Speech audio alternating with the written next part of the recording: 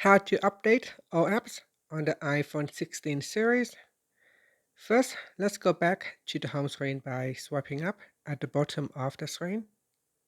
Then on the home screen, swipe across until you can locate the App Store icon, and then touch and hold onto that. Next, tap on Updates. In here, you want to tap on Apps, and then tap on your account.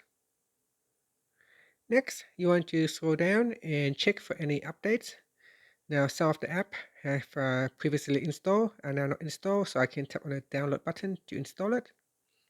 If you have already installed the app and if there are newer updates, you will see an update button along the side here. You can tap on the update button to individually update each app.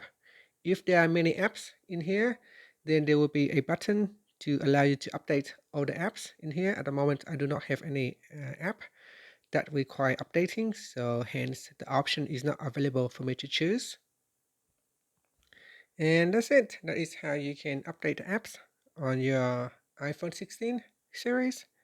Finally, you can tap on the done button and then swipe up to go back to the home screen. Thank you for watching this video. Please like and subscribe to my channel for more videos.